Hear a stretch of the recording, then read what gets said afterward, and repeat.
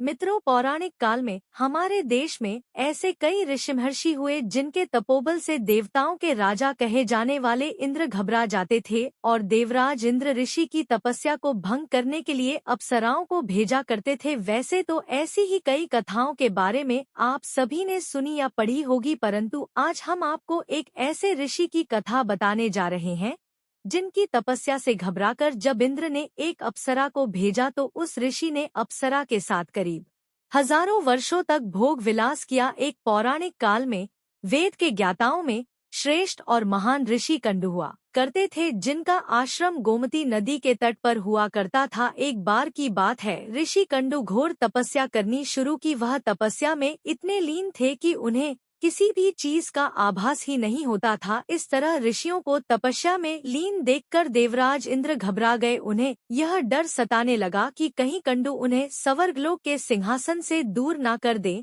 और इसी डर के कारण इंद्रदेव ने ऋषि कंडु की तपस्या भंग करने के लिए प्रमलोचा नाम की अप्सरा को पृथ्वीलोक पर भेजने का निर्णय किया। फिर उन्होंने अफसरों को अपनी सारी योजना बताई। इंद्र की योजना के अनुसार प्रमलोचा पृथ्वीलोक के लिए प्रस्थान कर गई। प्रमलोचा जब ऋषि कंडु के सामने पहुंची तो ऋषि कंडु उसके रूप और सौंदर्य को देखकर उस पर मोहित हो गए और उसे अपने साथ लेकर मंदराचल पर्वत की गुफाओं में चले गए और गुफा के अंदर 100 से अधिक वर्षों तक अप्सरा प्रमलोचा के साथ भोग विलास करते रहे। जब 100 वर्ष बीत गए, सब एक दिन अप्सरा प्रमलोचा ऋषि कंडु से कहा कि ऋषि, अब मैं स्वर्गलोक वापस जाना चाहती, इसलिए आप मुझे प्रसन्नता पूर्वक विदाई चाहिए। अप्सरा के मुख से जाने की बात सुनकर उदास हो गए और उन्होंने हे देवी, अभी थोड़े दिन और रुक जाती तो अच्छा होता। ऋषि को उदास देखकर अप्सरा पृथ्वीलोक पर कुछ दिन रुकने को मान गई और फिर ऋषि कंडु ने 100 वर्षों तक उसी गुफा में अप्सरा के साथ भोग विलास किया। फिर 100 वर्षों बाद एक दिन अप्सरा ने ऋषि कंडु से कहा, हे मुनि, मुझे पृथ्वीलोक पर आए बहुत समय हो गया, अब तो आप मुझे स्वर्गलोक जाने की आज्ञा प्रदान करें।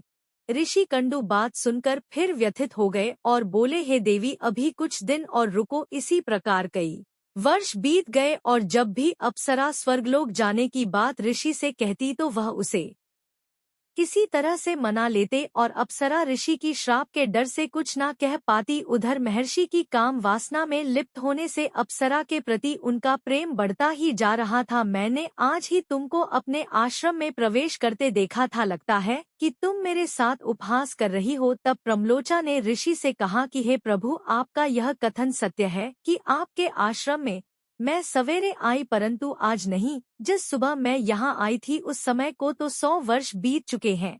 यह सुन महर्षि घबरा गए और बोले कि हे सुंदरी, मुझे सही सही बताओ, तुझे मेरे साथ रमण करते कितना समय बीत चुका है। तब प्रमलोचा ने बताया कि आपको मेरे साथ रमण करते हुए 97 वर्ष 6 महीने 3 दिन हो चुके हैं।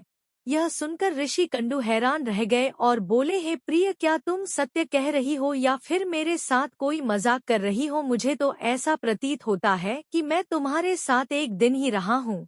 तब प्रमलोचा बोली, हे ब्राह्मण, मैं आपसे झूठ कैसे बोल सकती हो, वह भी उस समय जब आप अपने धर्म मार्ग का अनुसरण करने के लिए तत्पर होकर मुझसे पूछ रहे हो कि मैं यहाँ किसी के कहने से आई थी। ऋषि, मैं आपको सारी घटना सत्य बताती हूँ, परंतु हे ऋषि, इसमें मेरा कोई दोष नहीं है, इसलिए मुझे क्षमा कर दीजिएगा। तब ऋषि ने कहा, जल्दी बताओ, तुम्हें यहाँ किसने भेजा था? तब प्रमलोचा ने कहा कि आपकी तपस्या से देवराज इंद्र को डर लगने लगा था, इसलिए आपकी तपस्या भंग करने के लिए मुझे यहाँ भेजा था। प्रमलोचा के मुंह से ऐसी बात सुनकर ऋषि कंडु व्याकुल हो गए और बोले कि मुझे धिक्कार है, मेरा धर्म नष्ट हो गया। स्त्री को तो काम उपजाने के लिए ही रचा गया है, जिसने मेरी बुद्धि को भ्रष्ट कर दिया। इस स्त्री के संग मेरा समस्त जीवन का तप नष्ट हो गया, इसलिए हे पापनस्त स्त्री, तुम जहाँ चाहे जा सकती है, क्योंकि तुझे इंद्र इस कार्य के लिए भेजा था, वह कार्य संपन्न हो गया। तूने मेरा तप नष्ट कर दिया। महर्षि को इस तरह क्रोधित देख प्रमलोचा भय से कांपने लगी, जिस वजह से उसका पूरा शरीर पसीने से भीग गया था। बार बार फटकारे जाने पर प्रमलोचा आश्रम से निकली तथा आकाश मार्ग में जाते समय उसने अपना सारा पसीना पेड़ के पत्तों में